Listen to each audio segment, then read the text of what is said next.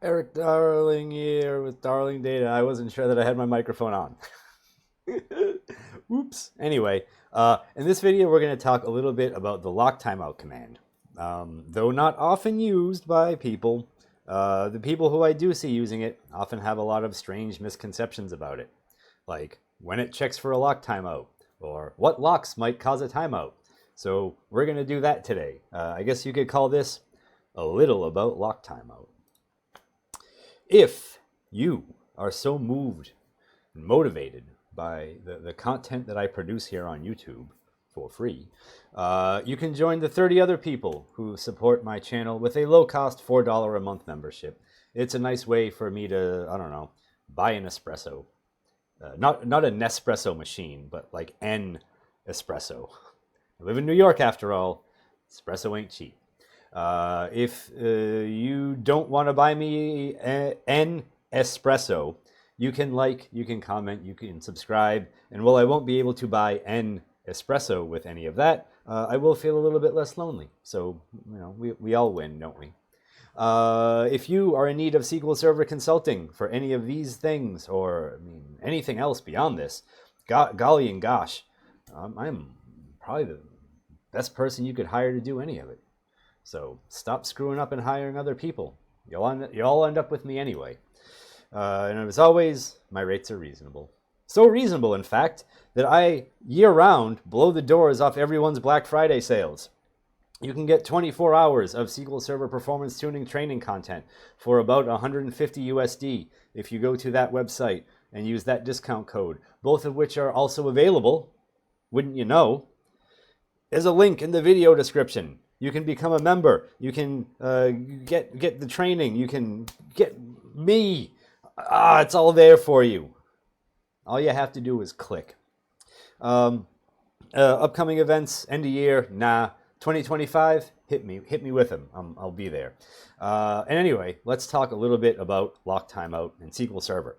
So what I'm going to do is I'm going to run this query, and I want you to understand that I have some hints on this query because I'm working on some other demos, so I have an index hint.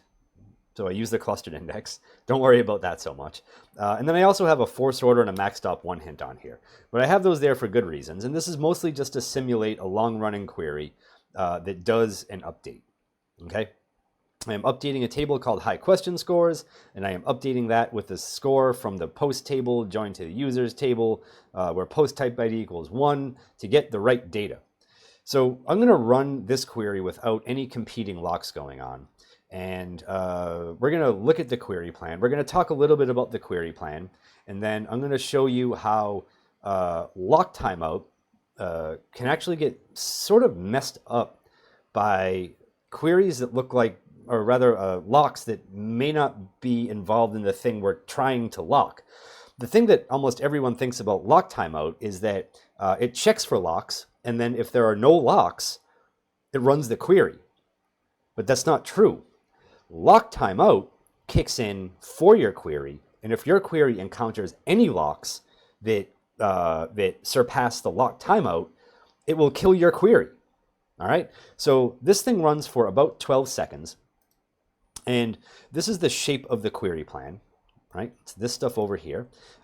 We scan the clustered index on the users table, and then we scan the clustered index of the post table. We do a hash join to bring those tables together.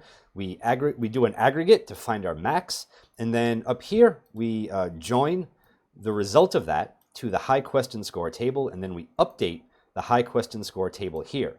Now, one might think that this query would check for locks on the high question score table.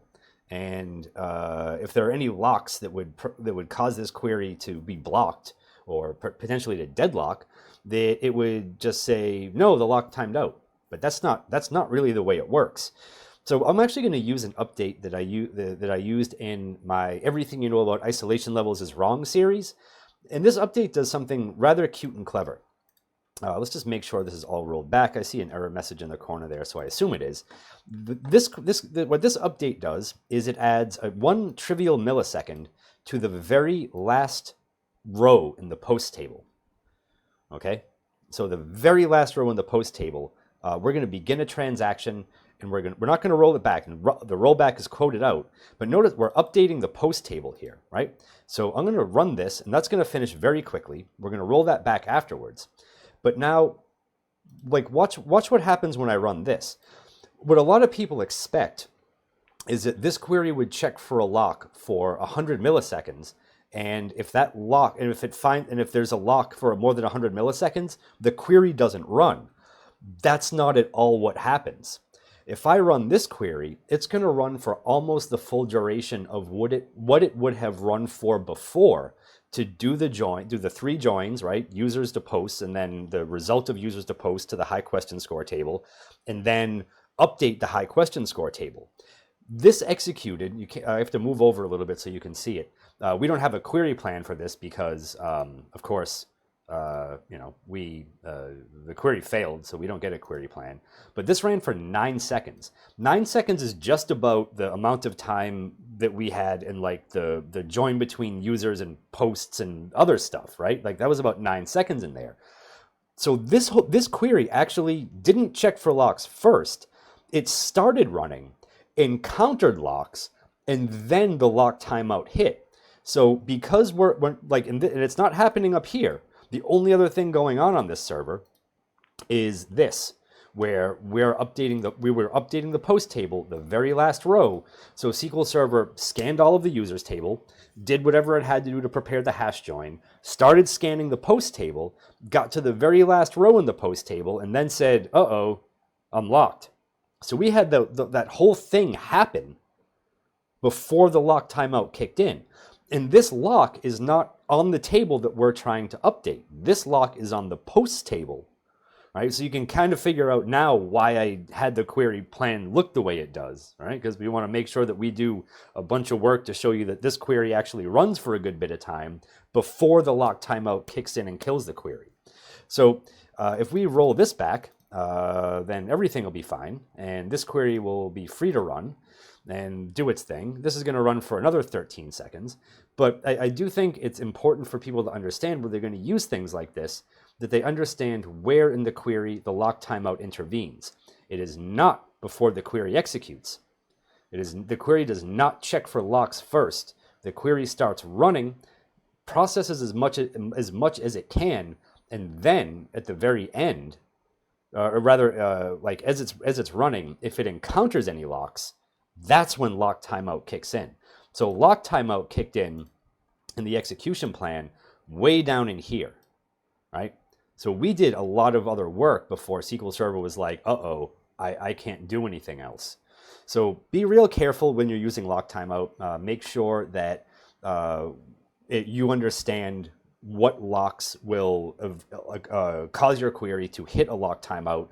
It might not be looking for locks on the table that you're modifying, or even like I guess it would happen if you were doing a select, right? I think this is a particularly good illustration of a query that would have to take these kind of locks up here that doesn't have to take anything except normal sort of read committed locks in here and doing its thing. Now, of course, you could probably get past this if you are the type of, potato brain, foul-mouthed dim that uses no lock hints.